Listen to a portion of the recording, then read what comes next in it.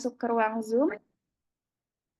Baik, kemudian pastikan nama tampilan Bapak Ibu sesuai dengan nama yang terdaftar untuk memudahkan identifikasi selama webinar.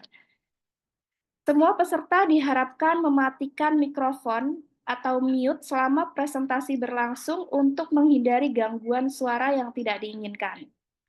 Kemudian, video peserta wajib diaktifkan dan menggunakan background yang disediakan oleh panitia. Untuk pertanyaan dapat diajukan setelah pembicara menyampaikan materinya. Nanti saya akan memilih beberapa pertanyaan untuk dijawab oleh pembicara di akhir sesi. Kemudian jika dipersilahkan berbicara langsung, mohon aktifkan mikrofon dan on-cam hanya saat diberi kesempatan oleh saya selaku moderator dan memperkenalkan diri sebelum mengajukan pertanyaan. Kemudian untuk rekaman webinar dan materi presentasi akan dibagikan kepada peserta yang terdaftar setelah acara selesai, jika diizinkan oleh penyelenggara dan pembicara. Jadi kami harapkan Bapak Ibu bisa mengikuti acara hingga akhir ya, karena nanti akan ada absensi juga. Kemudian Bapak Ibu mohon izin dilarang merekam atau mendistribusikan konten webinar tanpa izin dari penyelenggara dan harap menggunakan bahasa yang sopan dan profesional dalam semua interaksi selama webinar berlangsung. Kemudian penggunaan kolom chat harus sesuai dengan topik webinar dan tidak untuk keperluan pribadi atau promosi produk dan jasa. Jika mengalami masalah teknis seperti tidak bisa mendengar suara atau melihat presentasi, harap segera laporkan kepada tim teknis melalui fitur chat. Dan disarankan untuk menggunakan headset atau earphone untuk kualitas audio yang lebih baik. Baik, tanpa berlama-lama lagi, mari kita mulai acara pada pagi hari ini. Izinkan saya menyebutkan urutan webinar pada hari ini. Yang pertama, menyanyikan lagu Indonesia Raya, kemudian dilanjut sambutan direktur dan penayangan company profile. Kemudian ada langsung penyampaian materi oleh narasumber, Bapak Asno Azawagama Firdaus MKOM. Kemudian dilanjut sesi tanya jawab dan penutup. Mari langsung saja kita lanjut pada kegiatan selanjutnya, yaitu menyanyikan lagu Indonesia Raya. Dipersilahkan Bapak Ibu untuk mengaktifkan mikrofonnya untuk bersama-sama kita menyanyikan lagu Indonesia Raya.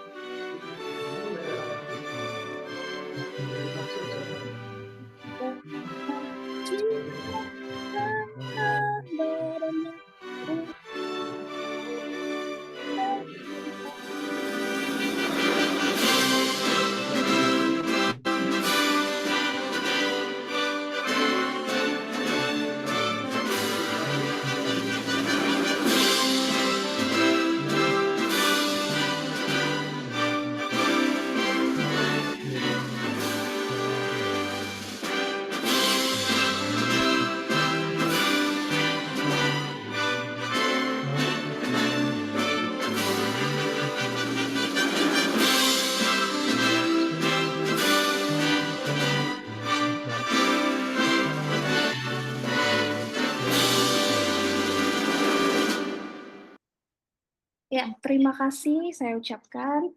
Langsung beralih ke acara selanjutnya, yaitu sambutan oleh Direktur CV Green Publisher Indonesia. Kepada yang terhormat Ibu Sherina Prahita Ningtyas, SPIMP, saya persilakan. Selamat pagi, Bapak Ibu semuanya. Assalamualaikum warahmatullahi wabarakatuh. Salam sejahtera untuk kita semua. Om Swastiastu, Namo Buddhaya, salam kebajikan. Yang saya hormati di sini sudah hadir juga narasumber kita Bapak Asno Azwagamo Firdaus Mkom. Selamat datang Bapak, selamat bergabung di acara kami. Dan ini Bapak Ibu, informasi ini adalah pemateri kami pada hari ini yang super luar biasa. Beliau masih muda, tapi beliau sudah memberikan karya-karyanya yang terbaik untuk Indonesia, untuk kampusnya sendiri. Yang saya hormati juga para narasumber, moderator, panitia pelaksana, dan seluruh peserta webinar yang telah berkenan hadir pada kegiatan kali ini. Di acara webinar kita kali ini dengan tema Formula Dosen Lolos Hibah Penelitian.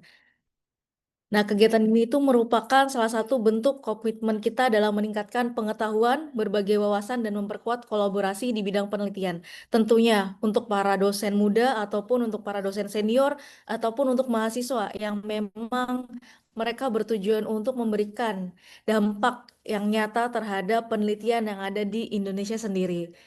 Kami juga menyampaikan apresiasi yang setinggi-tingginya kepada para narasumber yang telah meluangkan waktu untuk berbagi ilmu dan pengalamannya. Semoga Bapak Ibu dengan adanya acara webinar ini, Bapak Ibu dapat memperluas lagi bagaimana itu pengetahuan atau hibah dalam penelitian. Dan juga saya ucapkan terima kasih kepada semua pihak-pihak yang hadir. Semoga acara ini selalu berjalan dengan lancar dan memberikan keberkahan untuk kita semua. Dan saya ada sedikit nanti akan ada pemaparan video terkait dengan company profile dari CV Green Publisher sendiri. Mungkin Bapak Ibu yang belum tahu, CV Green Publisher sendiri kita bergerak dalam bidang publikasi dan juga penerbitan buku. Bapak Ibu barangkali ada kesulitan ataupun kebutuhan mengenai dalam publikasi jurnal ataupun penerbitan buku, bisa langsung nanti menghubungi kontak yang tertera yang akan kami tayangkan di company profile kami di hari ini. Terima kasih dari saya. Wassalamualaikum warahmatullahi wabarakatuh.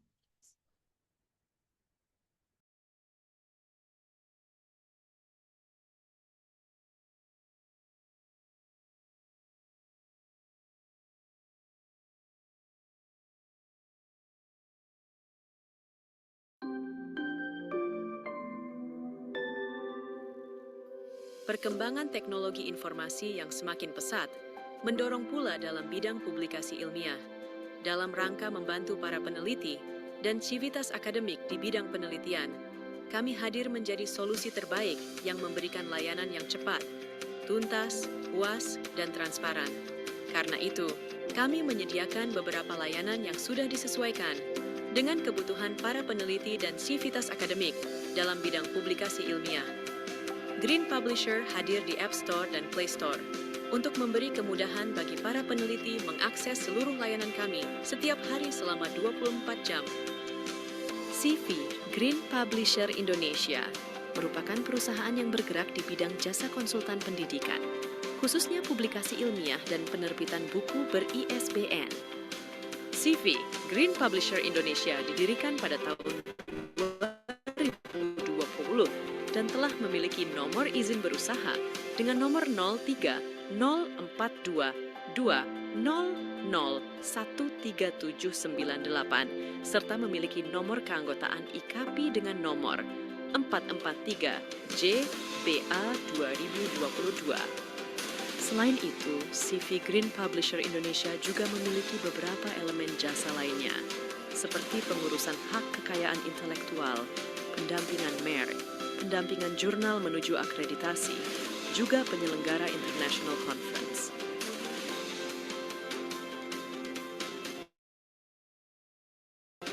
Menjadi lembaga publikasi ilmiah profesional, bermutu dan bereputasi level internasional pada tahun 2030 adalah visi kami. Dan kami bertekad untuk menjadi pionir dalam menghadirkan publikasi ilmiah berkualitas tinggi yang memberikan dampak positif dalam dunia penelitian.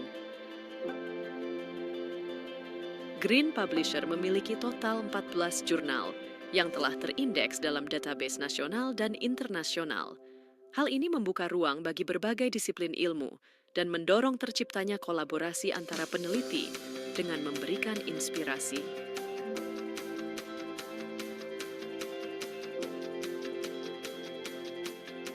Dengan dedikasi yang tinggi, Green Publisher Indonesia juga telah menjalin hubungan yang kuat dengan berbagai perguruan tinggi dan instansi untuk berkolaborasi dalam pengembangan ilmu pengetahuan.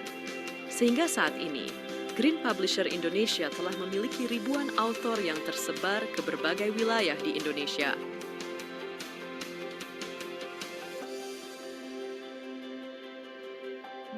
Kehadiran Green Publisher Indonesia diharapkan dapat memberikan solusi terhadap pengembangan karir dan masalah penelitian, sehingga dapat menghasilkan karya-karya yang unggul dan berdaya saing tinggi.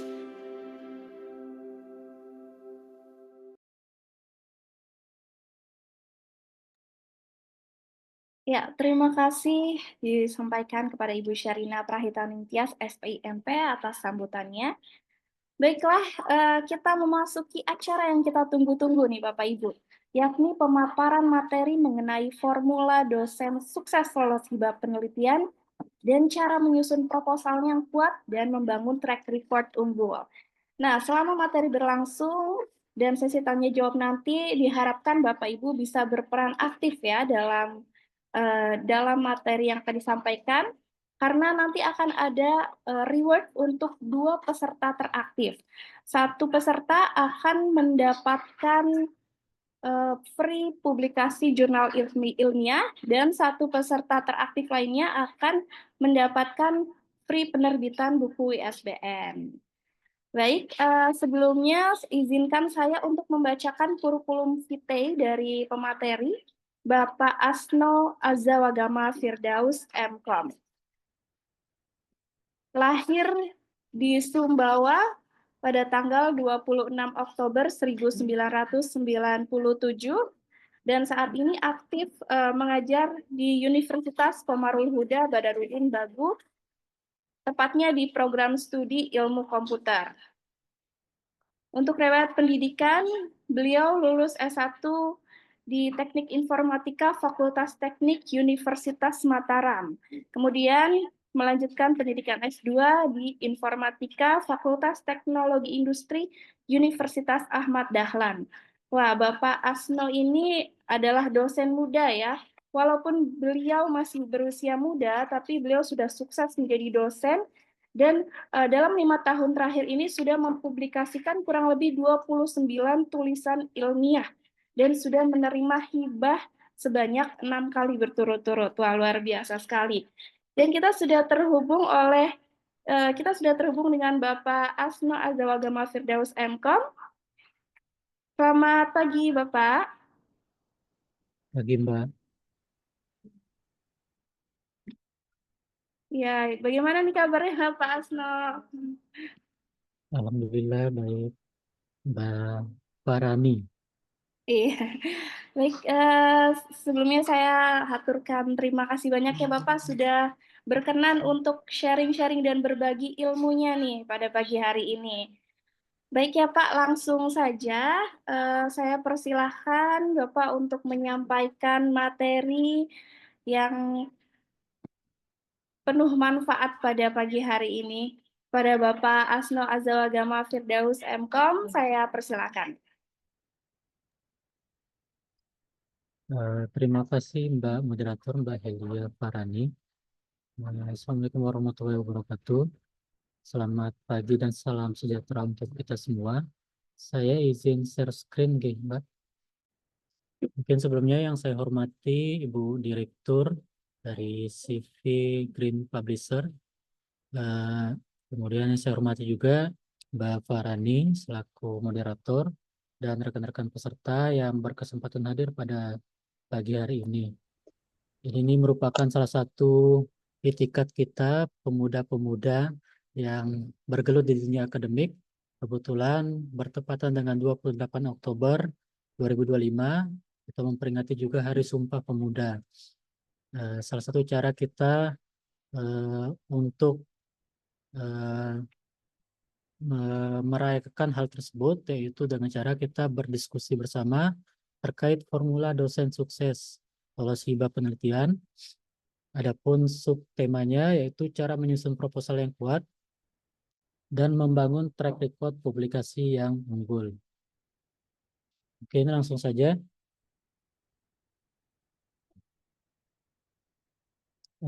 Saya sedikit menjelaskan terkait research grant. Jadi ada beberapa model hibah mungkin yang Bapak Ibu ketahui.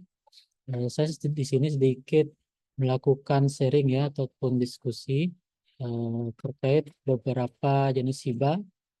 Seperti mungkin Bapak Ibu yang pernah dilihat di kementerian kita ada namanya Kemendikbudristek untuk hibah Bima. Hibah Bima ini sebenarnya bukan satu-satunya hibah yang bisa kita coba. Namun ada beberapa juga hibah-hibah yang lain seperti dari sumber pendanaan BRIN, kemudian Kemenak biasanya ada namanya Litab Dimas atau bahkan kolaborasi internasional, kemitraan internasional. Nah, di sana sering banyak hibah-hibah yang lagi buka Bapak Ibu sekalian. Nah, Bapak Ibu bisa mencobanya. Kalau saat ini ada RKSA, Kalbe, kemudian Riset BRIN, RIMBRIN, koneksi, dan lain sebagainya. Nah, dari semua model hibah tersebut, sebetulnya ada dua tipikal. Yang pertama, eh, tipe hibah Bima. Nah, hibah Bima ini sendiri Bapak Ibu eh, memiliki satu kali pengajuan proposal. Satu kali saja. Jadi Bapak Ibu kalau gagal, gagal gitu. Kalau lolos, lolos seperti itu. Ada juga tipikal beberapa model hibah, terutama yang dari luar negeri, itu kadang-kadang mereka meminta konsep NUT terlebih dahulu. Konsep NUT dan ataupun expression of interest. Konsep NUT ataupun expression of interest ini, Bapak Ibu mengajukan dua kali tahapan. Bapak Ibu membuat konsep NUT terlebih dahulu, setelah itu baru full proposal. Mungkin kali ini saya sedikit membahas terkait dengan ringkasan Bima ya Bapak Ibu. Karena kebetulan dari Kementerian Dikti Saintek dalam bulan ini kalau tidak salah hari ini ya akan rilis panduan hibah Bima untuk pendanaan tahun 2026. Jadi ada beberapa perbedaan. Kalau di Bima itu ada namanya ringkasan yang terdiri dari 250 sampai 500 kata Bapak Ibu sekalian. Kemudian deskripsi evaluatif dan lain sebagainya. Nanti ini akan saya bahas di beberapa slide selanjutnya. Baik, ini dia Bima Kemendikbudristek. Kalau tahun kemarin, kalau pengajuan tahun sebelumnya untuk pendanaan tahun ini, itu ada beberapa skema, yaitu penelitian dasar dan penelitian terapan. Di penelitian dasar itu dibagi lagi menjadi PDP, penelitian dosen pemula, penelitian fundamental, riset pasca sarjana. Pasca sarjana ini dibagi lagi, ada untuk tesis magister dan doktoral, ada PKPT, serta penelitian terapan, yaitu yang luaran model dan luaran terapan. Cukup sederhana kriteria pesertanya, cukup ber-NIDN, baik dari perguruan tinggi negeri ataupun perguruan tinggi swasta. Nah, salah satu saya kutip dari website Kemendikbudristek, realisasikan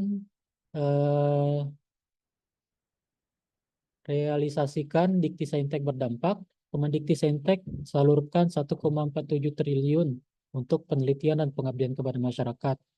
Jadi sebanyak 16.460 proposal didanai. Nah, semoga kita semua yang hadir dalam Zoom meeting kali ini dapat memberikan proposal yang didanai insya Allah ke depannya. Saya lanjut. Salah satu hal yang paling krusial, namun kadang-kadang disepelekan, yaitu tahap administrasi di Bima. Jadi Bapak Ibu, karena model hibah tadi terlalu luas, saya kerucutkan ke Bima ya. Jadi salah satu tahap yang krusial di Bima ini yaitu tahap administrasi. Kadang-kadang disepelekan padahal itu berdampak jelas. Banyak yang gugur di sini, sebanyak 50% dosen gugur di sini. Gugurnya karena apa? Gugur karena menyelipkan jumlah kata, titik koma, titik, dan lain sebagainya. Mungkin Bapak Ibu sering lihat di template proposal. Di template proposal itu sering menjelaskan jangan melebihi 1.500 kata misalnya, atau 250 kata untuk ringkasan. Jadi kalau sudah seperti itu, Bapak Ibu jangan melebihi walaupun satu kata. Karena kadang-kadang yang memeriksa tahap administrasi ini adalah bukan peneliti senior atau bukan reviewer. Jadi mereka memperhatikan bahwa riset kita berdampak, riset kita berkualitas, mereka tidak peduli. Yang penting tidak sesuai dengan administrasi langsung di-kick. Nah, jadi seperti itu, langsung digugurkan. Jadi di BIMA ini ada dua tahapan. Yang pertama dia tahapan administrasi, kemudian disambung ke tahapan substansi seperti itu. Nah, untuk tahapan administrasi ini walaupun Anda percaya 75% tingkat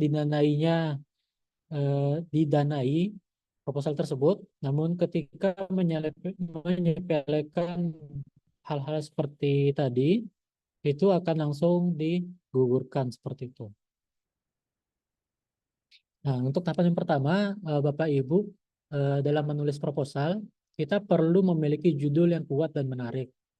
Mana maksudnya judul yang kuat dan menarik? Saya selalu menerapkannya ketika beberapa kali belakangan ini diterima hibah Bapak Ibu, di BIMA khususnya. Kadang-kadang Kementerian Dikti-Saintek mereka memiliki beberapa kriteria judul yang didanai. Namun saya memiliki beberapa tips dan trik yang mungkin Bapak Ibu bisa terapkan. Yang pertama itu topik yang trending dan sesuai keilmuan. Nah, maksudnya di sini mencari topik yang lagi trending, namun diperkuat juga dengan rekam jejak penelitian yang kuat. Saran kami ke beberapa dosen dan peneliti itu selalu fokus sama topik risetnya yang dibangun dari sekarang. Misalnya, saya fokus di bidang AI. Ya udah saya mengumpulkan beberapa rekam jejak terkait dengan AI, kemudian tulisan-tulisan terkait dengan AI dan lain sebagainya. Sehingga nanti saya memiliki validasi tersendiri ketika mengajukan sebuah hibah. Nah, Bapak Ibu juga seperti itu, entah itu sosial humaniora ataupun sains teknologi, saintek, itu silakan membuat dari sekarang topik risetnya apa gitu. Nah, misalnya kalau AI kan cukup banyak Bapak Ibu, atau misalnya teman-teman mempunyai fokus riset tersendiri, silakan difokuskan. Itu yang pertama. Kemudian topik lintas sektor. Kebanyakan peneliti-peneliti kita kurang menyadari sebuah peluang. Maksudnya sebuah peluang apa? Bapak Ibu mungkin pernah sharing nggak sama masyarakat kita yang awam terkait dengan riset. Kadang-kadang atau jangan masyarakat, misalnya decision maker ataupun pejabat pemerintah yang membuat kebijakan. Ketika kita ngobrol sama mereka terkait riset, kadang-kadang mereka bertanya, apa sih dampaknya riset seperti itu. Nah, jadi karena Prof. Brian ini menteri kita saat ini, beliau memang konsen di bidang riset. Jadi memang kita memerlukan sebuah riset yang berdampak, yang berimpact. Bagaimana caranya? Salah satu caranya yaitu memiliki topik lintas sektor. Misalnya gimana? Nah, misalnya saya backgroundnya IT.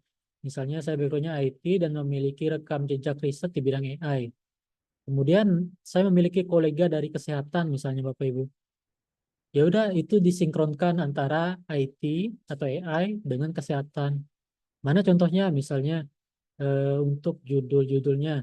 Misalnya terkait dengan kalau saat ini yang lagi hot masih sampai saat ini di beberapa di beberapa tahun belakangan ini yaitu tentang stunting misalnya. Stunting ini bisa di AI kan nggak gitu? Bisa, tentu bisa. Nah, seperti itu. Itu jadinya memiliki topik lintas sektor yang tepat. Nah, kemudian yang ketiga ada eh, salah satu trik dan tips dari saya itu silakan Bapak Ibu membaca proposal-proposal yang didanai. Seperti yang saya gambarkan di sini, itu kan selalu di-share sama BIMA, di halaman BIMA, Bapak Ibu bisa lihat. Itu silakan dibaca Bapak Ibu. Misalnya tentang stunting, Bapak Ibu silakan searching stunting gitu. Semakin banyak proposal yang didanai tentang satu topik tersebut, semakin besar peluang kita lolos didanai. Namun tentunya nanti Bapak Ibu harus butuh novelty dan gap penelitiannya harus jelas seperti itu. Saya lanjut. Masih terkait dengan judul ataupun topik, karena ini merupakan salah satu hal yang fundamental dalam sebuah riset. Bapak Ibu harus menyesuaikan dengan keinginan pemberi dana. Pemberi dananya mana? Misalnya pemberi dana dari kementerian,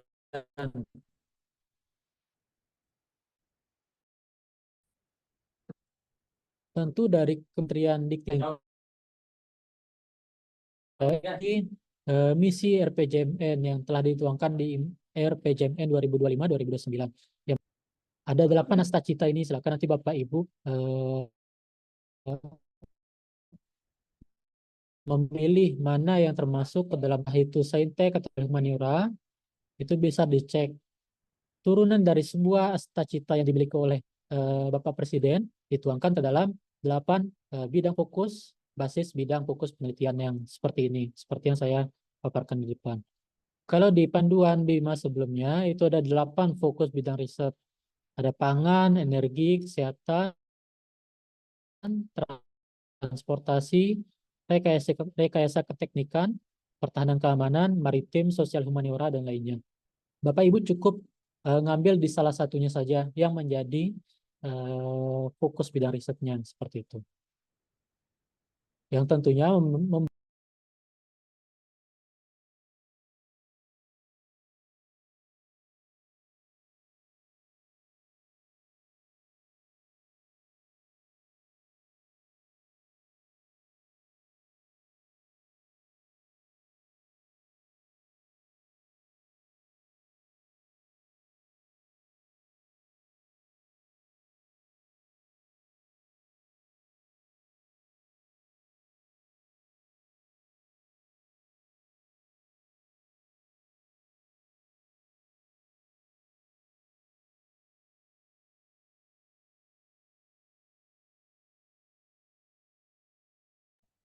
Halo Pak Asfa, apakah masih terhubung? Ya, silakan bisa dilanjut Bapak.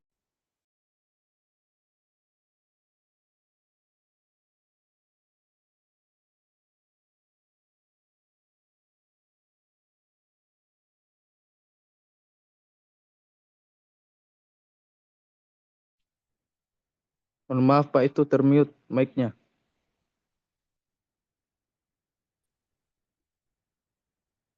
udah Pak, cek-cek. Ya, sudah terdengar. Udah ya. Oke. Jadi di ringkasan ini terdapat 300 kata yang berisi urgensi, tujuan, metode, dan luaran yang ditargetkan. Nah, agar berbeda dengan beberapa penjelasan mungkin dari beberapa senior dosen,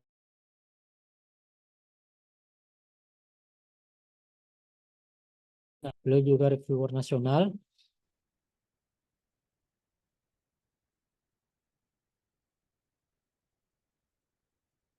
Belum di share screen, ya Pak.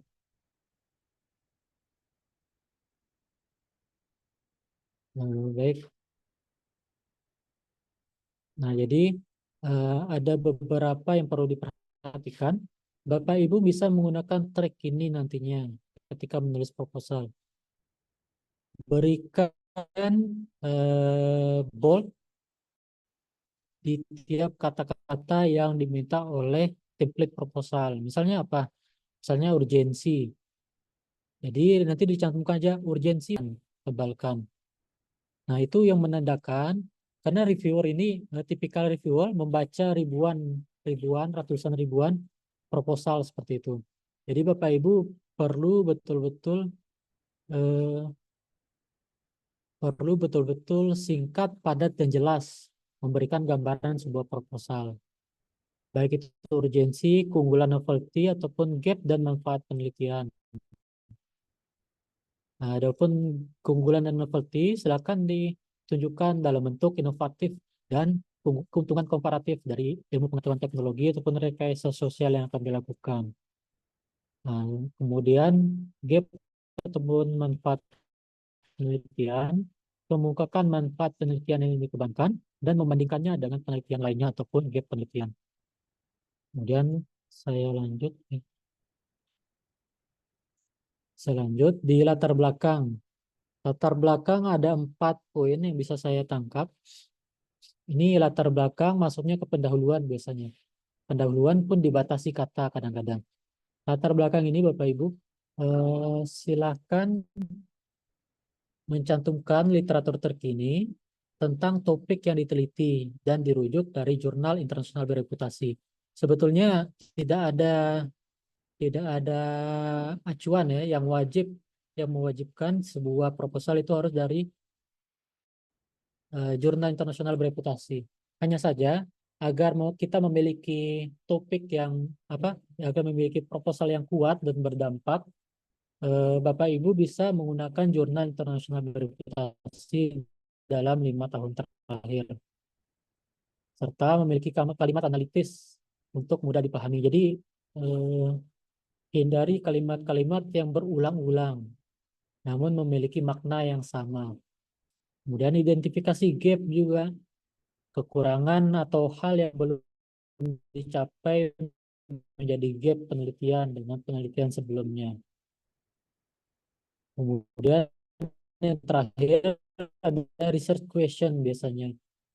Solusi berupa konsep dasar dan menimbulkan research question di bold. Nah, contohnya seperti ini. Ini contoh proposal saya yang lolos beberapa tahun yang lalu. Latar belakang dan perumusan masalah itu di bold.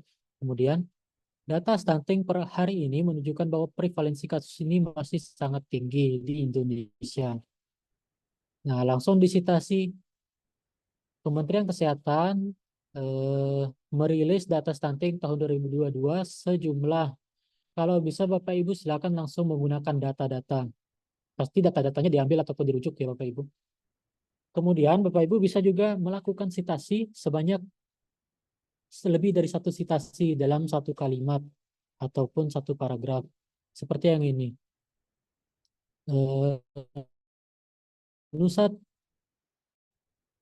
Kasus stunting tertinggi adalah Nusa Tenggara Barat dengan 10%, padahal provinsi ini menjadi salah satu target prioritas penurunan stunting tahun 2022. Saya kutip dari 3 jurnal yang berbeda.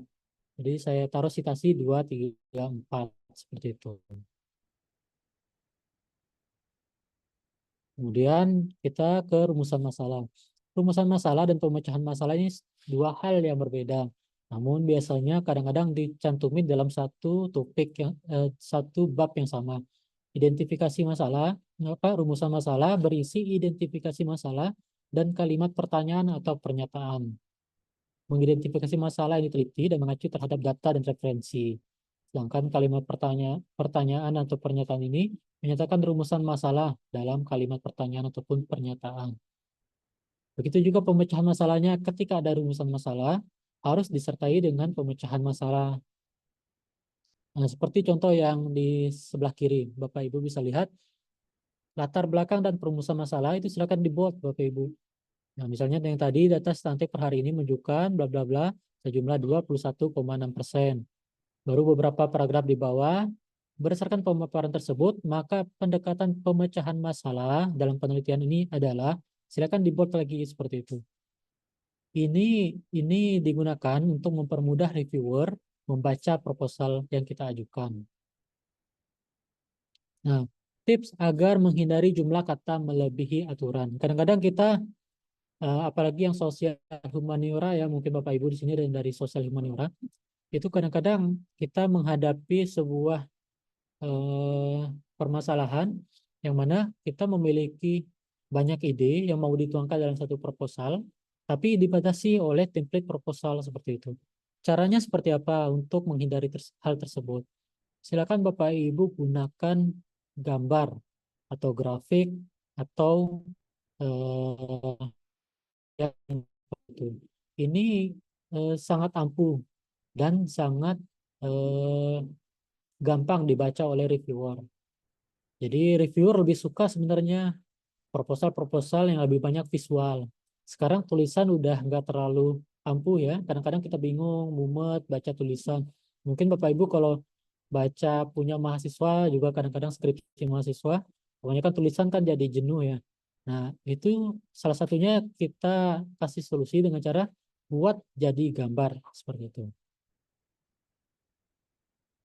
Dan lanjut, ada namanya state of the art. Nah, state of the art ini, Bapak Ibu, perbedaan penelitian kita dibanding penelitian terdahulu. Mana menjadi sebuah kelemahan di penelitian terdahulu, itu ditonjolin di penelitian kami kali ini. Salah satu tips dari saya kalau untuk membuat state of the art, nah Bapak Ibu mempunyai rekam jejak, misalnya rekam jejak riset, entah di jurnal ataupun di buku, ketika isi topiknya sama, silakan Bapak Ibu kutip. Apalagi kalau Bapak Ibu sudah memiliki Scopus, itu silakan dikutip. Tapi jangan hanya dikutip Bapak Ibu, silakan ditebelin untuk memperjelas. Nah, misalnya ini, saya memiliki kolega namanya Pak Dr. Muhammad Lailan Arkom. Ini beliau dari Universitas Ahmad Dahlan juga. Jadi saya memiliki satu proposal, kita membuat state of the art. Isunya itu terkait natural language processing dan Muhammadiyah. Nah, saya cantumkan di sini. Saya memiliki topik riset yang pertama sebelah kiri ini. Saya memiliki topik riset terkait sentimen analisis. Saya tebelin di sini. Jadi jelas siapa penelitinya di situ, saya tebelin. Kemudian begitu juga tim peneliti yang lain, anggota peneliti yang lain. Saya perjelas di sini. Beliau memiliki Scopus misalnya ataupun jurnal nasional.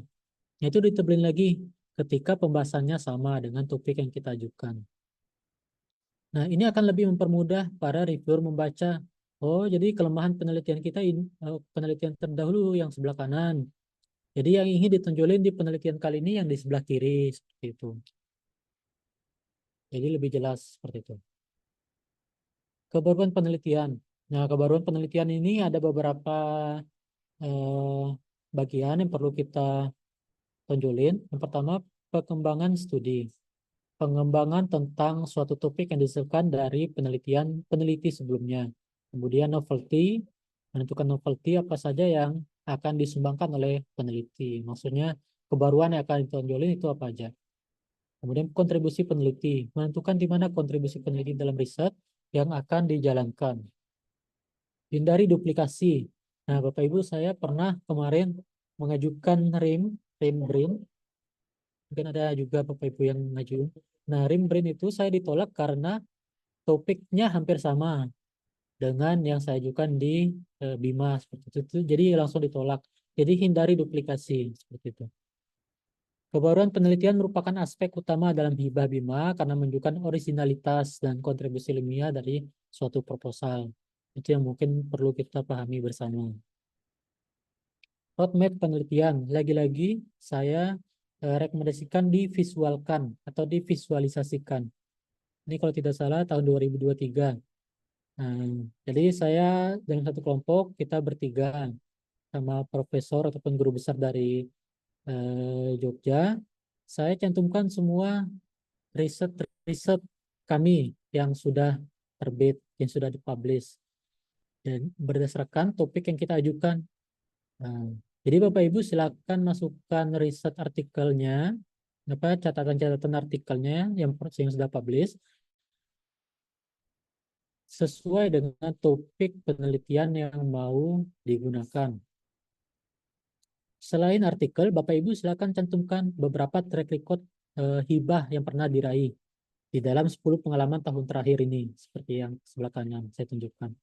Selain itu, roadmap penelitian itu Bapak Ibu perlu mendeskripsikan 5-10 tahun. Saya deskripsikan di sini dari 2023 misalnya sampai 2030 terkait dengan riset kita, misalnya 2023-nya. Kalau kemarin kayaknya baru musim-musim Pilpres. Jadi saya ngambil tema penelitian, topik penelitiannya analisis sentimen pada proyeksi Pilpres menggunakan metode bla bla bla. Jadi sampai tahun 2025 dan 2030-nya deteksi buzzer menggunakan pendekatan analisis pada prediksi pemilihan presiden. Nah, jadi tetap terhubung topik risetnya.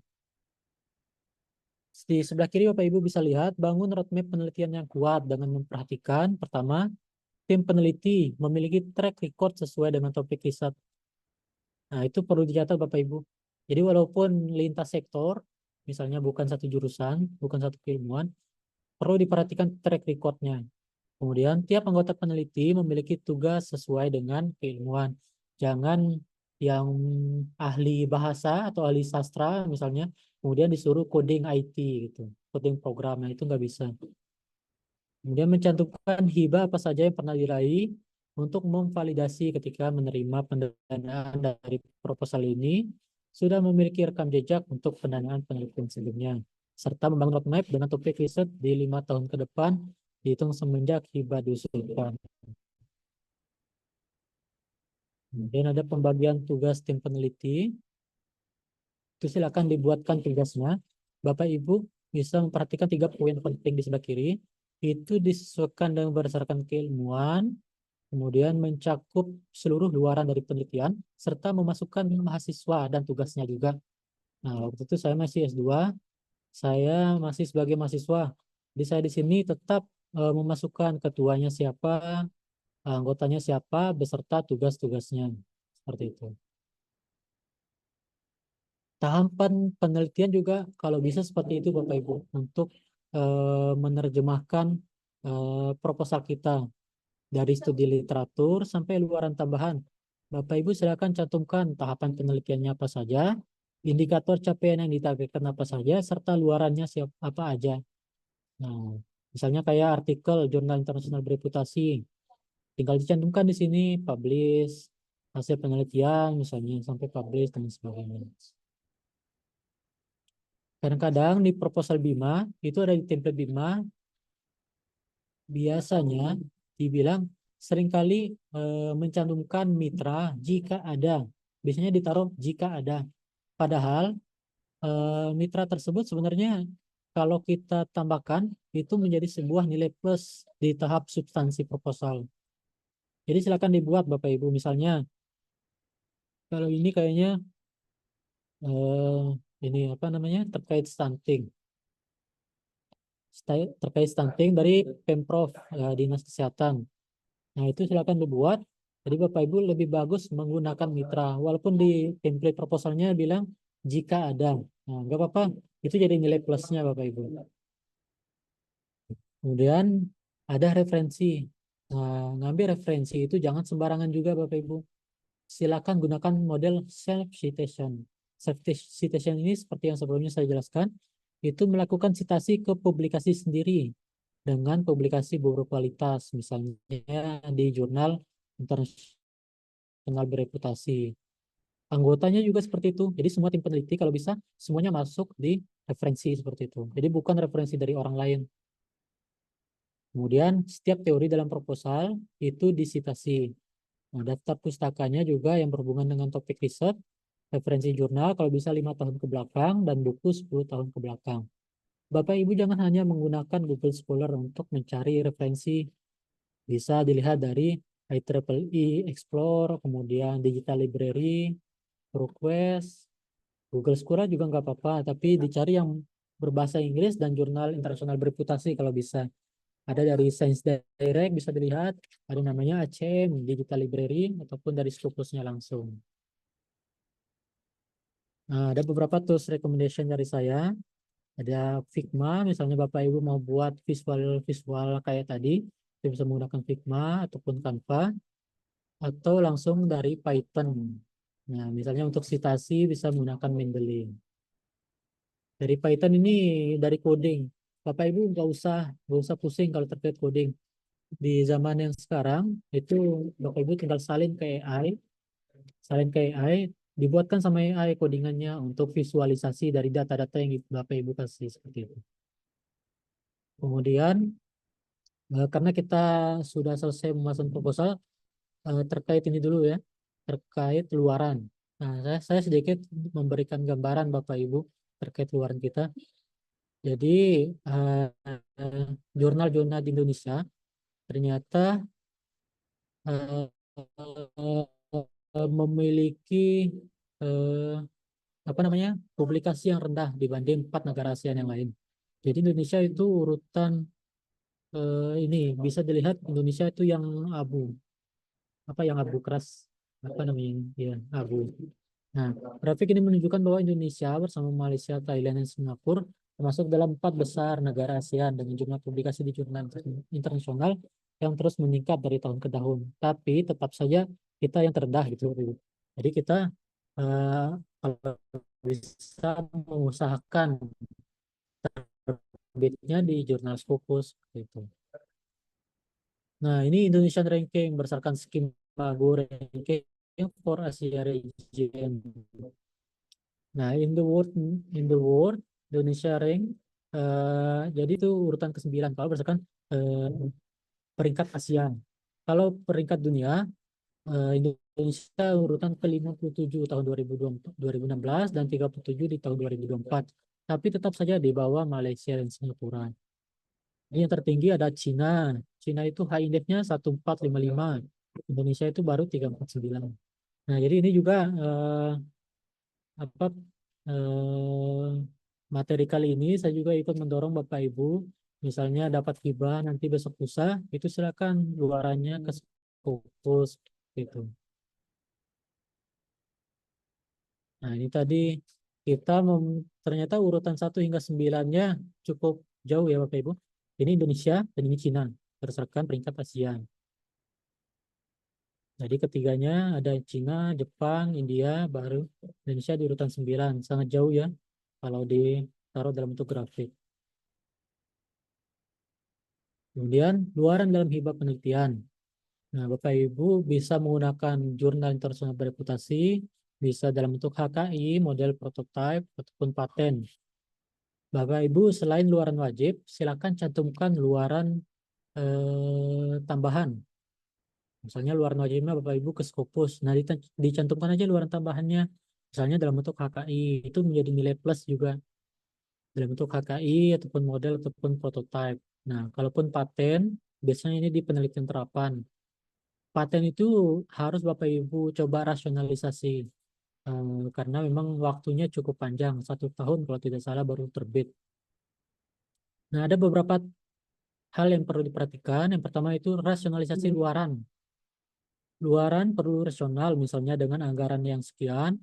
Bapak Ibu misalnya anggarannya hanya 50 juta. Kemudian Bapak Ibu naruhnya Q1, Scopusnya Q1. Q1 aja harganya rentang APC-nya itu berkisar 20 sampai di atas 20-an juta gitu. Nah, berarti kan penelitiannya hanya sekian juta, pengambilan datanya berapa, analisis datanya berapa. Jadi kelihatan tidak rasional.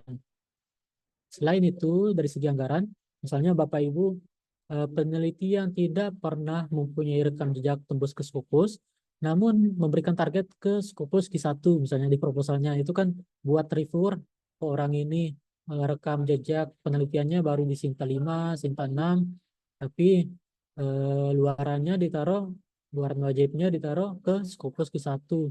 Dia bisa ngejar nggak ya? Nah, seperti itu. Kemudian yang kedua ada cantumkan saja URL jurnal tujuan. Bapak Ibu silakan cantumkan URL jurnal tujuannya, misalnya saya kasih contoh.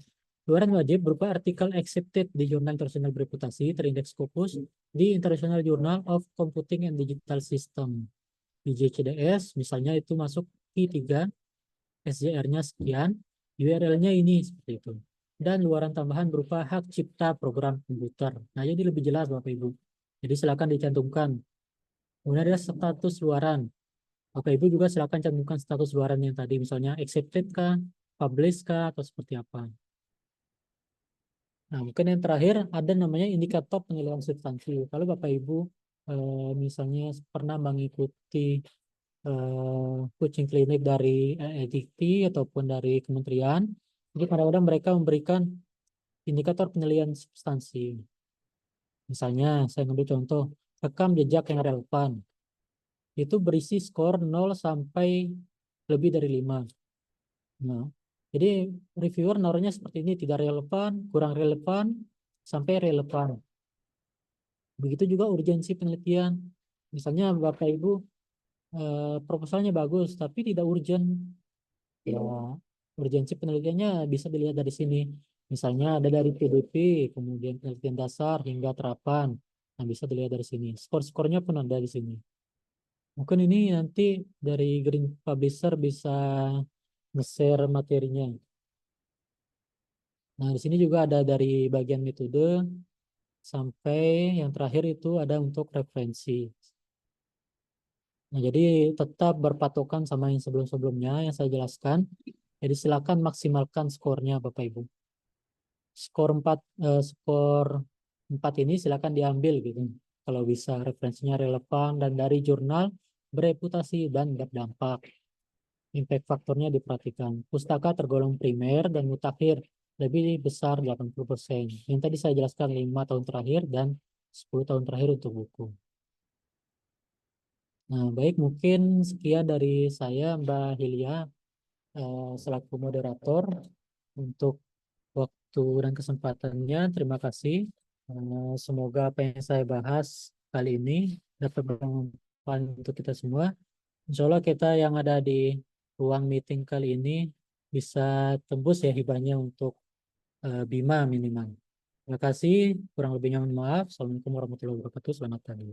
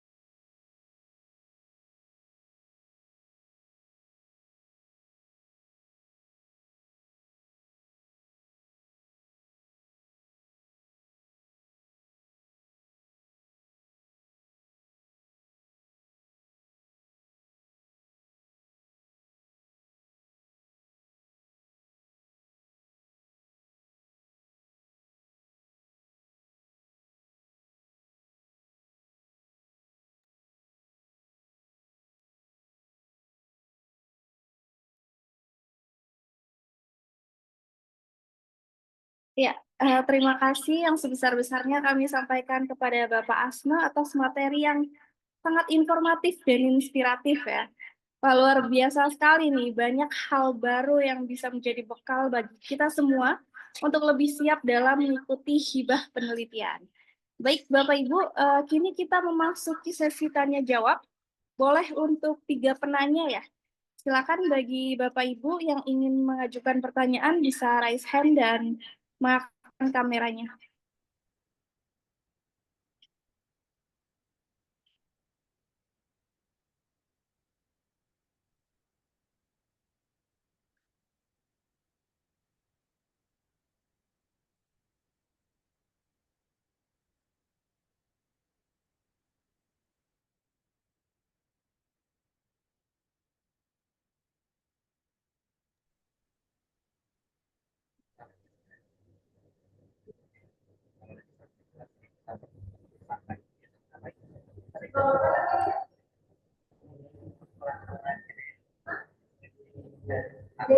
Bunyinya lagi izin, ibu mute dulu, nggak kedengaran suaranya. Gimana Bu?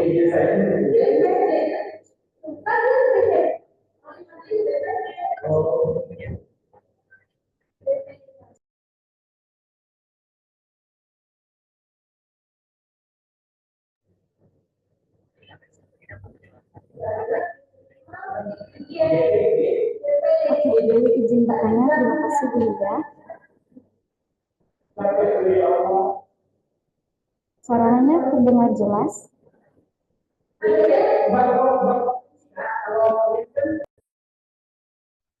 Ya, jelas Ibu. Terima kasih.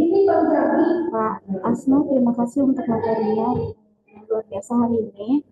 Saya mau bertanya, dalam konteks hibah penelitian Bima, bagaimana peneliti dapat menunjukkan bahwa kebaruan penelitiannya yang diajukan memiliki kontribusi nyata terhadap pengembangan ilmu dan penyelesaian masalah nasional, bukan hanya sekedar variasi kecil dari riset tersebut. Terima kasih. Mungkin saya izin cek juga di kolom chat ya, biar jelas. Ya, boleh Ibu. Bagaimana Pak Asno, langsung dijawab atau menunggu 2 penanya lainnya? Oke, boleh langsung dijawab. Boleh. Ya. Oke. Pertanyaan dari Ibu Dewi boleh.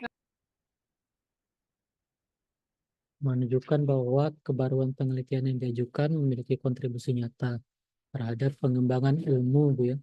Jadi gampang saja sebenarnya, Bu.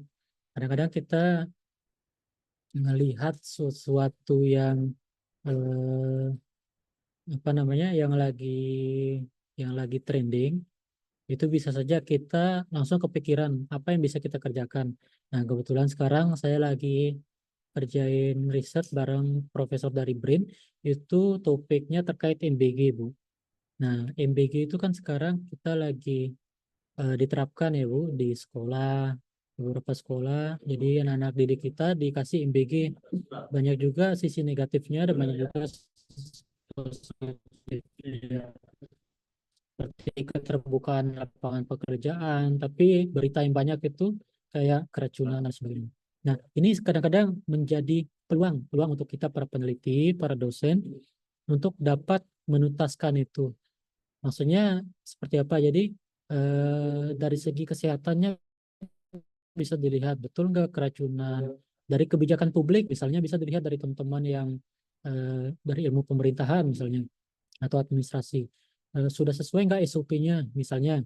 Atau dari teman-teman IT misalnya, bagaimana sih respon masyarakat di sosial media. Nah, itu pasti memiliki sebuah rekomendasi kebijakan nanti. Outputnya pasti dalam bentuk rekomendasi kebijakan ke decision maker-nya, ke pejabat pemerintah misalnya Bapak Ibu. Nah, itu yang menjadi eh, topik riset yang bagus, kemudian berdampak. Nah, berdampaknya itu, Bu. Jadi berdampak itu bisa diterapkan. Entah itu menjadi sebuah, kalau Bapak Ibu membuat jurnal internasional, kemudian sampai dipublish, eh, pasti reviewernya ini, apa namanya, mereka menyadari bahwa itu berdampak dan lagi hype, dan lagi hype seperti itu. Nah, kalau makanya saya merekomendasikan Bapak Ibu silakan luaran dari hibahnya nanti ke jurnal internasional. Itu membuktikan bahwa riset Bapak Ibu itu berdampak. Seperti itu, Bu Dewi. Baik, cukup jelas. Terima kasih Pak Asma. Oke, Bu. Ya, selanjutnya boleh Ibu Ening Permini. Silakan Ibu. Izin, terima kasih buat waktunya. Suara terdengar jelas, Pak. Maaf. Baik. Izin bertanya, Pak. Sebelumnya saya sempat lolos di Hiba Bima tahun 2024. Kemudian kemarin ngajuin di 2025 dengan skema PDP seperti itu, Pak. Cuma dari hasil, kan saya ada reviewer di kampus seperti itu. Dari hasil reviewer, scoring itu, berdasarkan scoring itu didapat nilai 98, sekian gitu lah. Terus saya dapat info dari review di LPPM bahwa saya nggak masuk passing grade karena passing grade-nya 100. Apa benar seperti itu kayak gitu. Terus tindak lanjut apa benar seperti itu ya Pak, ada passing grade-nya di 2025 karena ada efisiensi anggaran seperti itu bahasanya dari LPPM. Sehingga nggak masuk karena nilai saya cuma 98, sekian, sedangkan passing grade-nya 100 seperti itu. Lalu pertanyaan saya kedua menyambung dari pertanyaan yang pertama tentang ke state of the art ya Pak ya, kekinian, kebaruan penelitian. Eh, Kalau sebagai contohnya gitu, kita mau mengangkat yang lagi cuma nggak ada apa ya, rekam jejak tentang penelitian itu nggak ada Pak. Gimana siasat atau solusinya? Sebaiknya seperti apa kayak gitu. Saya fokus ilmunya di ini Pak, bidang ilmu saya di administrasi publik, di manajemen pelayanan publik seperti itu. Makasih sebelumnya. Terima kasih.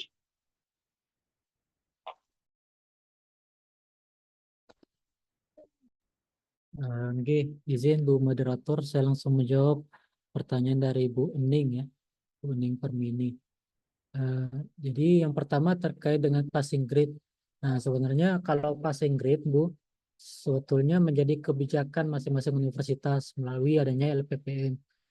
Karena kebetulan saya juga dari LPPM, eh, itu tergantung kebijakan LPPM-nya kembali lagi, Bu. Kadang-kadang Bapak Ibu kan mengajukan, kalau alur alur pengajuan di dalam di dalam Bima, Bapak Ibu kan ngajuin proposal. LPPM harus ACC dulu, Bu. LPPM ACC dulu, baru LPPM yang mengirimkan. Jadi kalau LPPM-nya nggak ACC, nggak dikirim. Nah, mungkin kebijakan dari kampusnya Ibu, LPPM-nya tunggu lolos di LPPM dulu seperti itu. Sebetulnya nggak ada passing grade Kalau untuk walaupun efisiensi anggaran, paling nanti efisiensi anggarannya ketika lolos itu betul-betul dipangkas. Nah, seperti kejadian kemarin itu ada yang lolos misalnya 100 apa 150 misalnya. Kemudian di ACC cuma 75. Nah, efisiensi anggarannya cuma di sana. Kemudian Nah, terkait yang izin Pak, maaf, maaf saya potong. Maksudnya kemarin itu saya menanyakan, udah dilolosin di LPPM sih Pak, arti apa proposal saya. Cuma waktu di Bima itu nggak lolos. Saya kan nanya kenapa nggak lolosnya, apakah administratif atau substantif kayak gitu. Terus dibilang di substantif karena itu udah tidak melewati passing grade yang sekarang karena proposal yang lolos itu nilainya rata-rata 100 ke atas, dibilang seperti itu. Tapi saya agak bingung juga oh, substantifnya di bagian mananya seperti itu. Itu kalau yang untuk di RPPM-nya sudah lolos Pak, sudah pengajuan ke Bima kayak gitu. oke, oke. Em, Kalau di substansinya yang tadi situ Ibu sempat salah gitu, bukan sempat keliru atau sempat kurang gitu Bu. Nah, mungkin nanti bisa menjadi rujukan apa saja yang kami share yang kita bahas pada pagi hari ini itu bisa dijadikan rujukan nantinya seperti itu. Karena kalau skor maksimal tadi ada 4 tiap poin Bu. Nah, itu dari semua dari semua item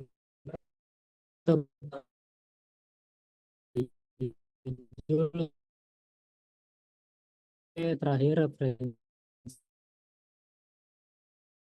reading.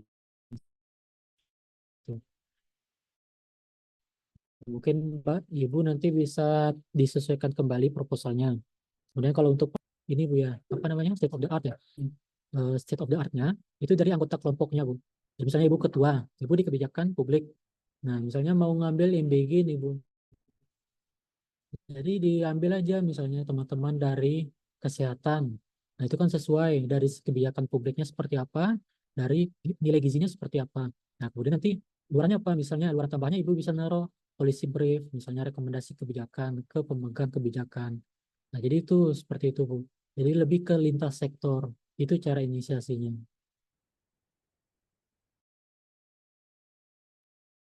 Baik, terima kasih Pak buat pencerahannya. Ya, ya, terima kasih Bu Ning. Lanjut untuk penanya ketiga, Bapak Ruhul Amin, silakan Bapak. Ya, terima kasih Mbak Moderator. Sebelumnya, Assalamualaikum warahmatullahi wabarakatuh. Apakah suara saya terdengar jelas, Pak? Terdengar Pak. Ya, Mbak Hilya, terdengar suara saya? Terdengar Pak. Ya, izin Pak Asno, terima kasih atas materi yang disampaikan. Sangat beberapa ada insight baru yang saya dapatkan ya, Pak ya. Ada beberapa pertanyaan yang ingin saya tanyakan, Pak. Yang pertama, terkait tadi ya Pak, misalnya ada rencana yang ingin saya incar ya Pak pada pembukaan skema baru ini, apa hibah yang ini sekarang itu misalnya skema fundamental yang saya tahu ya Pak ya, paling inilah karena di kampus saya itu PDP itu sudah nggak bisa ya Pak. Nah, pertanyaan saya yang pertama itu untuk menunjukkan kebaruan nantinya dalam bentuk visualisasi, apakah perlu kita menunjukkan dalam bentuk sistematik literatur review ya Pak, dalam bentuk lengkap atau visualisasi aja atau cukup literatur review singkat aja yang perlu kita kerjakan untuk menunjukkan jika yang kita buat atau yang kita teliti itu baru gitu ya Pak ya. Itu yang pertama. Yang kedua, eh, pada tahap penelitian tadi yang ditampilkan oleh Pak Asno ada bagian pada tahap penelitian itu ada skema yang sudah menjadi luaran ya Pak ya, atau yang sudah dicapai lah. Nah, sumbernya yang itu dari mana ya Pak? Kalau itu apa yang sudah kita kerjakan dalam bentuk publikasi, atau ya jika belum ada di kita bisa rekan kita dalam satu tim peneliti yang bisa kita jadikan capaian gitu Pak ya. Nah, itu yang kedua.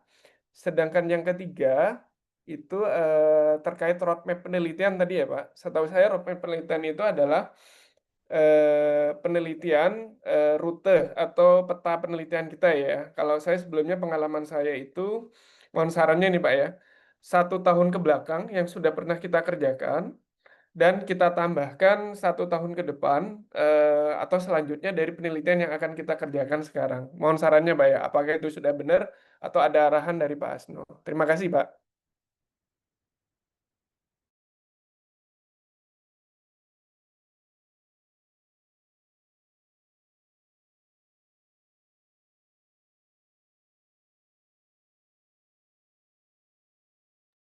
Boleh Bapak Asno langsung dijawab. Oke. Terima kasih pertanyaannya Pak Ruhut. Nah, jadi kalau terkait roadmap penelitian Pak, Bapak bisa menjelaskan publikasi-publikasi. Kan tadi saya cantumkan ini Pak, apa namanya, publikasi 5 tahun ke belakang. Jadi satu tim itu silakan dijelaskan semua publikasinya dari 5 tahun ke belakang, tapi yang sesuai dengan topik penelitian. Nah, itu yang pertama. Terus yang kedua, Bapak bisa mencantumkan, misalnya Bapak ngambil terkait apa tadi, misalnya eh, apa misalnya MBG. Nah, MBG ini silakan Bapak olah nanti dielaborasi. Di tahun ini misalnya kalau Bapak dapat dana, itu judulnya apa? Kemudian di tahun besok ketika dapat dana lagi, itu judulnya apa? Kemudian di 5 tahun ke depan, misalnya lolos lagi, itu judulnya apa? Nah, itu yang ingin dilihat sama reviewer. Jadi rekam jejak penelitian Bapak jelas terkait dengan MBG seperti itu, Pak. Jadi nanti besok lusa Bapak nggak pusing-pusing lagi kalau mau nyari referensi untuk ngesitasi diri sendiri, self-citationnya. Jadi diambil aja rujukan misalnya terkait MBG. Oh, saya udah punya rekam jejak 5 tahun MBG. Nah, seperti itu. Itu yang ingin dilihat sama reviewer, Pak.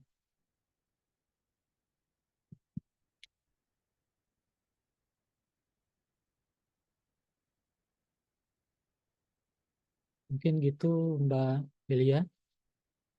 Ya, bagaimana Bapak Ruhul? Ya, Sudah ada maaf satu lagi Pak yang belum terjawab terkait menunjukkan kebaruan ya Pak ya. Apakah kita menunjukkan secara visual secara lengkap dalam bentuk SLR sebelumnya yang kita kerjakan atau cukup literatur review tadi ya Pak?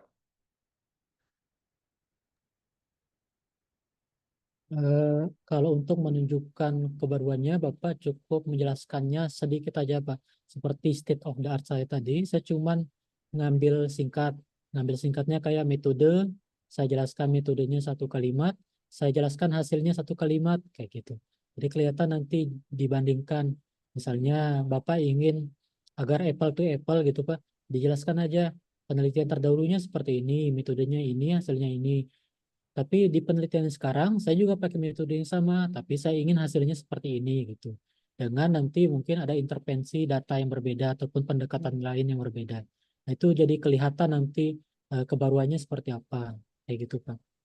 Baik, baik Pak. Terima kasih Mas Noh, Rannya. Ada satu lagi Pak, mungkin yang ingin saya tanyakan Pak.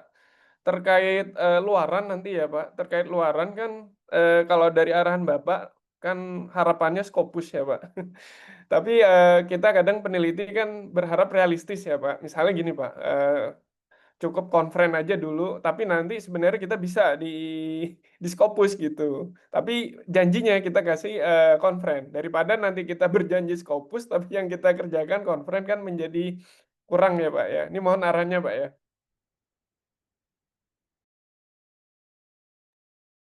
Nah, misalnya kita sudah melewati itu, misalnya Pak, yang kayak anggaran dan lain sebagainya, gitu. Nah, biasanya kita cukup mencantumkan, misalnya Bapak kalau belum berani ke Q3, misalnya cukup Q4 dulu dijanjikan seperti itu. Atau ada memang yang beberapa jurnal yang baru Scopus, tapi itu belum ada kuartilnya. Biasanya suatu jurnal dikatakan Scopus itu kan setelah 1 tahun mereka di Scopus, baru ada kuartilnya. Nah, biasanya Bapak bisa mengajukan itu kadang-kadang dia lebih lebih ini Pak, lebih gampang lolos. Itu ada beberapa jurnal-jurnal baru yang masuk Scopus. Nah, tapi Bapak cukup mencantumkan di sana jurnal internasional bereputasi. Nggak usah dicantumkan kuartilnya. Kayak gitu, Pak. Ya, terima kasih Pak Asno, arahannya dan masukannya Pak. Oke. Ya, terima kasih Pak Ruhul. Pak Asma, wah, sepertinya ini peserta sangat antusias nih Bapak, masih ada banyak pertanyaan di kolom chat. Apakah masih diperkenankan, Pak? Gimana, Pak? Boleh Mbak, mungkin diambil beberapa.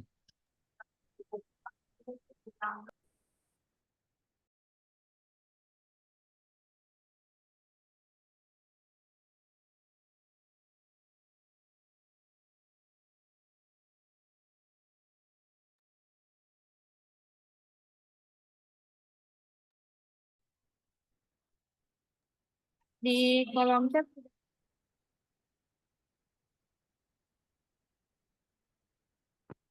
langsung yang barangkali dari Pak Asma langsung yang memilih pertanyaannya dan langsung dijawab. Oh, oke. Mungkin dari Mbak Monica Agnes, karena yang pertama Mbak ya.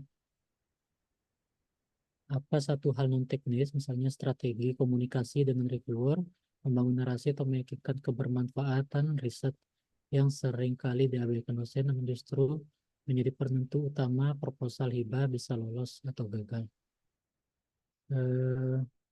Satu hal non teknis Mbak ya, Bu Monica, mungkin satu hal non teknis sebetulnya yang tadi Mbak, Bu Monica, mungkin bisa membuat lebih visual, lebih visualisasi. Proposalnya bisa dibuat lebih visualisasi. Nah, lebih visualisasi seperti yang tadi, misalnya kita keterbatasan kata, jumlah kata dibatasi di proposal, itu dilakukan visualisasi, entah dalam bentuk grafik, tabel, gambar, atau yang lain sebagainya.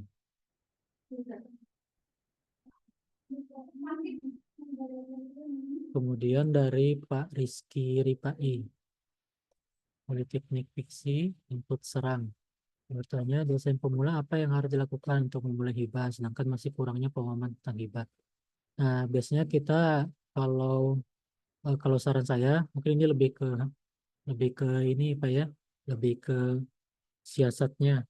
Mungkin Bapak bisa coba sering-sering bertanya ke pihak LPPM. Biasanya di kampus ada LPPM, nah itu lebih banyak sharing ke LPPM. Atau Bapak juga bisa mencari mentor yang lebih senior. Nah itu biasanya akan diarahkan gimana cara menulis hibah, gimana cara mencoba model-model hibah, gimana cara mencari topik yang bagus. Nah itu biasanya, karena saya sendiri seperti itu Pak. Saya punya mentor, salah satu mentor, guru besar di Jogja, nebeng sama beliau. Seperti itu Pak Rizky Ripai. Sama mungkin yang dari Bu Dewi, mungkin. Strategi apa yang paling tepat agar kami dapat Sudah mempersiapkan Kak diri tadi. secara... Oh, udah. Atau ini yang terakhir Pak Wildan. Bagaimana strategi menentukan topik penelitian yang memiliki peluang tinggi untuk dinilai? Nah, strateginya ini Pak Wildan. Strateginya itu Bapak cari topik yang lagi hype, lagi trending. Itu kadang-kadang cepat dinilai Pak. Misalnya apa? Misalnya kayak MBG, sekarang lagi jalan tuh MBG Bapak Presiden. Kemudian stunting itu masih menjadi isu yang hangat. Bapak silakan ikuti beberapa isi dari RPJMN, kemudian beberapa fokus-fokus riset yang tadi saya jelaskan, itu silakan diikuti Pak. Kadang-kadang reviewer melihatnya dari sana. Kemudian kolaborasi lintas perguruan tinggi atau mitra industri yang menjadi dasar dalam meningkatkan peluang lulus hibah. Kira-kira berapa penting dukungan institusi misalnya PPM dalam keberhasilan pengujian hibah. Kalau PPM kadang-kadang mereka cuma melihat di tahap administrasi saja, Pak.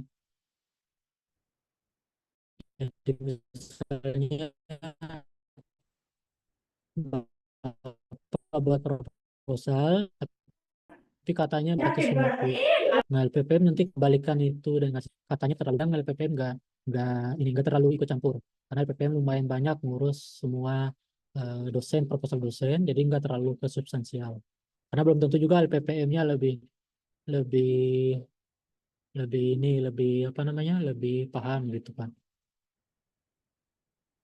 Seperti itu mungkin Pak Wildan. Jadi dia lebih ke administrasi kalau LPPM. Kan tadi ada dua tahapan, administrasi sama substansi. Nah, LPPM biasanya ngecek di administrasinya saja. Mungkin seperti itu, Bu Moderator.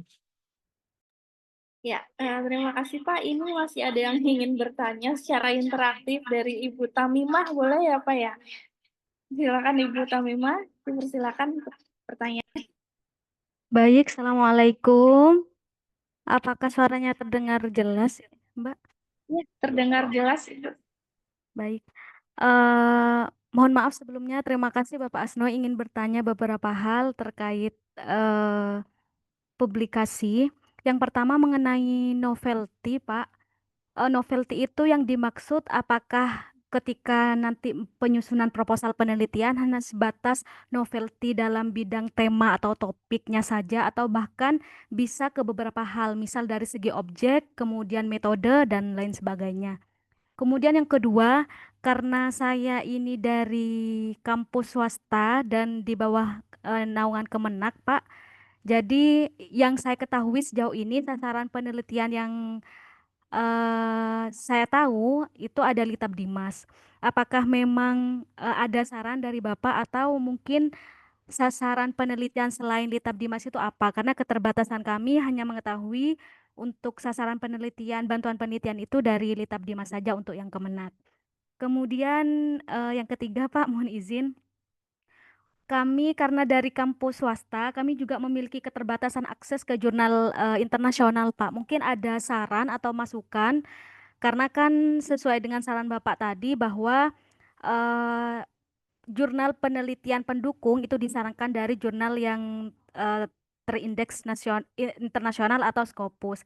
Sedangkan biasanya kami atau saya pribadi itu untuk menggunakan jurnal penelitian yang Scopus itu biasanya ngebobol Pak, mohon maaf sebelumnya. Biasanya pakai Skyhub.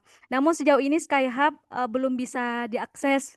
Mungkin ada apa namanya perubahan peraturan dan lain sebagainya gitu. Kemudian yang terakhir Pak, mohon izin, mohon maaf Mbak. Mungkin kami juga diberikan contoh jurnal atau mungkin proposal yang sudah keterima dari jenengan Pak untuk bisa dijadikan sebagai acuan mungkin nanti ke depan agar kami juga bisa lolos sesuai dengan yang Bapak sudah alami gitu. Terima kasih mungkin hanya itu Mbak. Assalamualaikum warahmatullahi wabarakatuh. Silakan Pak.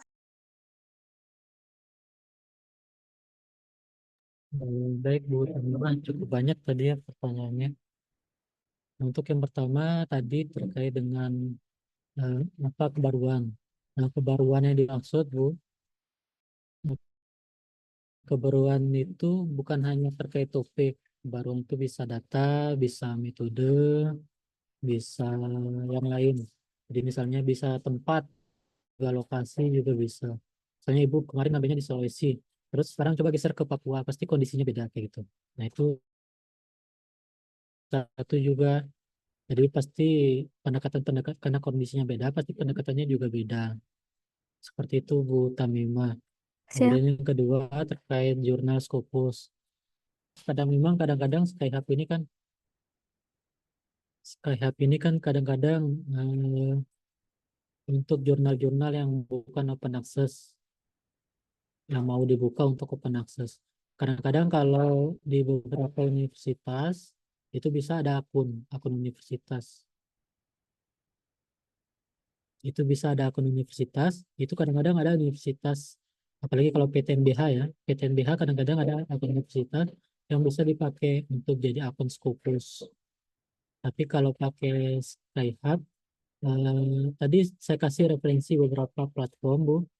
Jadi selain di Scopus ada namanya Science Direct, kemudian ProQuest, IEEE Access. Nah, itu bisa dilihat. Jadi lumayan banyak yang bisa open access. Iya, mohon maaf Pak sebelumnya. Karena kampus saya belum berlangganan ke jurnal tersebut, jadi saya biasanya mengaksesnya sesuai pengalaman itu menggunakan Skyhub. Dan sejauh ini, seluruh yang tidak bisa diakses menggunakan Skyhub berarti tidak bisa gitu Pak. Jadi keterbatasannya di situ. Mohon maaf. Oke. Nah, jadi bisa dicoba ke platform yang lain Bu. Misalnya dari apa? Fokus misalnya close access. Nah, coba digeser ke ProQuest atau di platform Science Direct. Itu bisa Ibu bisa lihat. Tapi cara membaca jurnal Bu, nggak usah dibaca semua. Kan itu banyak jurnal. Nah, kalau Ibu Iya, baca semua, habis iya, waktunya Ibu. betul. Dibaca cepat aja. Cara baca cepat itu, misalnya Ibu keilmuannya kesehatan, misalnya stunting tadi ya. Jadi stunting itu di copy paste, kemudian Ibu taruh di sana jadi keywordnya. Keywordnya itu yang Ibu cari di dalam jurnal. Misalnya Ibu dapatnya di kesimpulan atau di abstrak. Nah, itu aja yang dilihat. Oh, jadi menurut mereka stunting itu seperti ini. Itu aja yang dikopas dan dimasukkan ke dalam penelitiannya Ibu. Seperti itu, Bu. Kalau untuk pertanyaan terakhir tadi, nah kalau untuk proposal yang sudah lolos, tadi yang saya paparkan itu beberapa catatan proposal saya, Bu, yang udah pernah lolos. Jadi nanti materinya mungkin bisa dikasih dari moderator. Itu nggih, Bu. Oke, siap. Makasih banyak, Pak Sno. Ya, terima kasih banyak loh Pak. Mohon izin Pak, boleh dipersilakan satu lagi aja ya Pak ya. Karena dari tadi beliau ini sepertinya penasaran nih, ingin bertanya. Beliau sudah raise hand dari tadi. Kak Andi Kartika, silakan barangkali. Halo, dengan Kak Andi Kartika. Ya, halo. Sudah dengar Kakak? Ya, terima kasih. Ya, terima kasih atas waktunya. Saya ada beberapa pertanyaan ya yang ingin saya sampaikan, yaitu yang pertama tentang administratif. Biasanya di dalam template ya yang ada pada Bima itu untuk apa namanya hurufnya, jadi biasanya tidak Time New Roman-nya. Apakah kita mengikuti itu ataukah nanti diganti ya? Karena itu juga sangat krusial sekali bagi saya ya. Terus yang kedua di dalam ringkasan itu juga ada apa namanya keywords ya. Jadi di situ apakah memakai titik koma ataukah memakai koma ataukah hurufnya di situ yang besar depan semua misalkan aja ataukah bagaimana ya. Terus yang ketiga ini juga secara administratif, yaitu kalau memang kita ingin menjelaskan lebih banyak ya di dalam proposal yang mau kita ajukan, biasanya tidak cukup ya hanya untuk misalkan aja 500 kata atau mungkin 1000 kata. Biasanya ingin yang kita ungkapkan itu lebih dari itu ya. Yang menjadi pertanyaan, apakah boleh kita menggunakan gambar ya supaya nanti tidak terdeteksi apa namanya huruf yang di sana yang kita ungkapkan banyak tetapi tidak terdeteksi atau masih memenuhi syarat selama pengiriman proposal itu ya. Jadi misalkan disuruh 1000 kata tetap masih dalam kategori atau dalam rank 1000 kata. Ya, terus yang ketiga, tadi ada penelitian itu ada beberapa anggota ya. Jadi apakah yang menjadi pertanyaan, ya Pak, apakah anggota itu harus satu kampus ataukah harus satu linear program studi ya, atau ilmu atau boleh berbeda? Ya, mungkin minta mohon penjelasan karena memang ada beberapa yang selama dalam kampus atau lintas program studi atau lintas kampus itu diperbolehkan begitu, termasuk nanti tugas dan kewajiban dari masing-masing itu. Terus yang terakhir ini juga masih secara administratif ya, karena saya juga ingin mendapatkan yang optimal ya. Di dalam penggunaan anggaran, jadi anggaran yang kita cantumkan misalkan 50 juta atau yang dianggarkan di sana 150 juta ya untuk PFR misalkan ya untuk fundamental, apakah itu harus dioptimalkan pentok 150 juta ataukah hanya yang sesuai yang kita inginkan, jadi misalkan 120 juta ataukah hanya 130 juta dan sebagainya ya.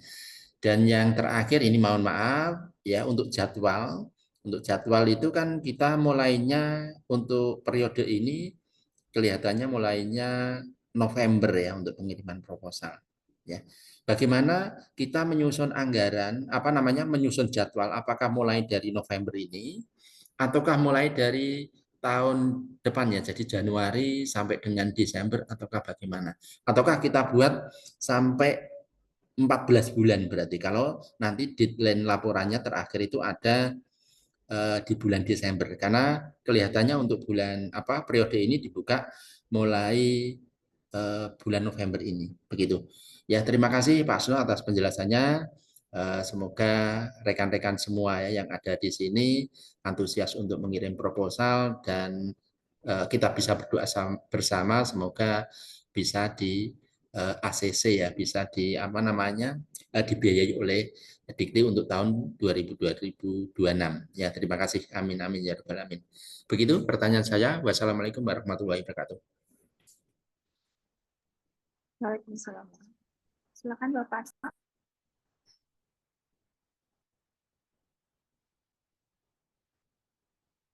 Tidak terlalu ingat semuanya Pak ya.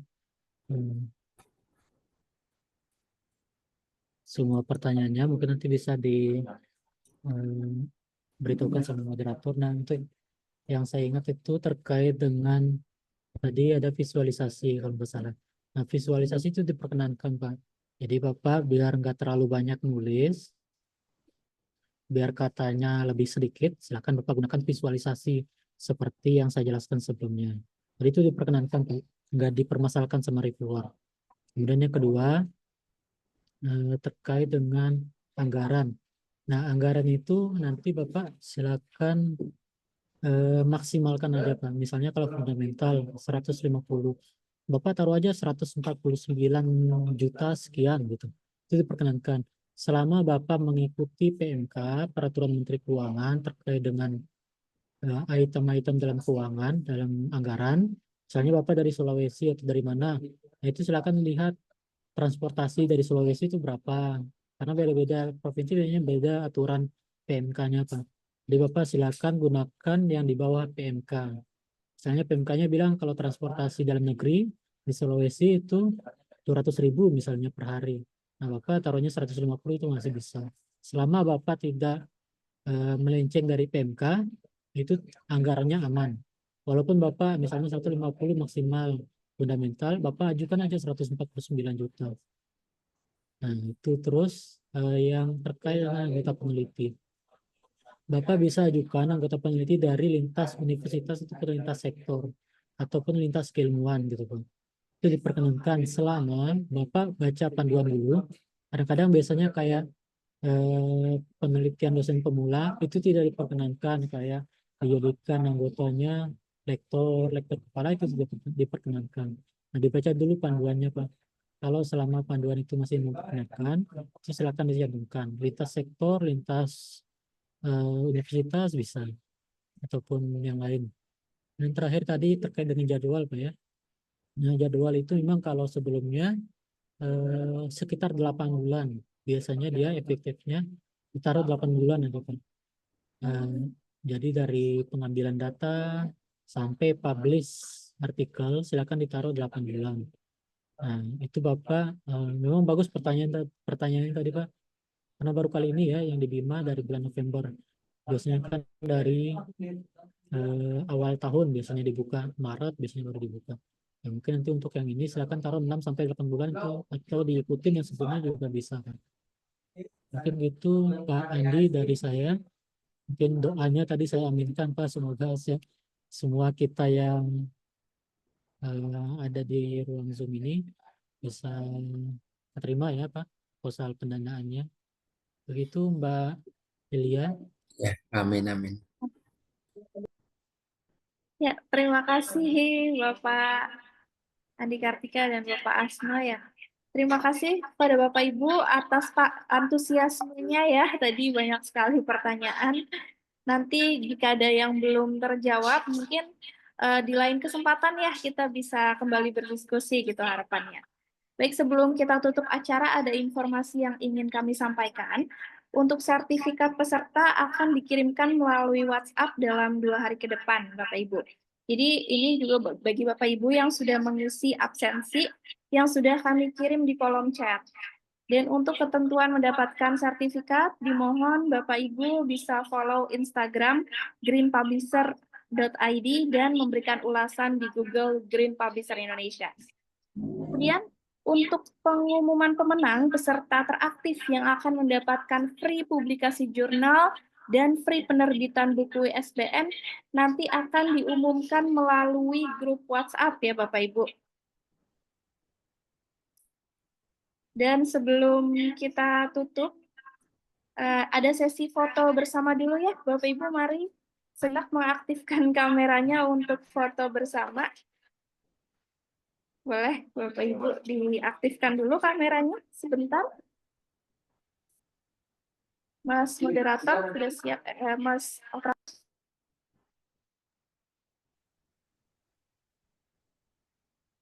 Ya.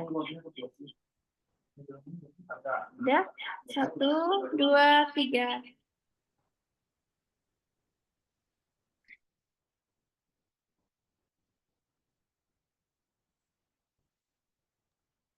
Udah ya. Baik, terima kasih. Tidak terasa kita telah sampai di penghujung acara. Sekali lagi kami haturkan terima kasih banyak kepada Bapak Asno Azawagana Firdaus MKom. Terima kasih Bapak atas ilmu dan pengalaman berharga yang telah dibagikan. Terima kasih juga kepada seluruh peserta atas antusiasme dan partisipasi aktifnya dalam webinar hari ini. Semoga acara ini dapat memberikan wawasan dan motivasi bagi kita semua untuk terus berinovasi dan berprestasi dalam bidang penelitian, dan semoga Bapak Ibu juga bisa lolos hibah penelitian. Amin. Kami dari tim penyelenggara Green Publisher Indonesia memohon maaf apabila terdapat banyak kekurangan. Semoga di lain kesempatan kita bisa kembali berjumpa di acara webinar berikutnya. Saya Hilya Farhani, pamit undur diri. Wassalamualaikum warahmatullahi wabarakatuh. Waalaikumsalam.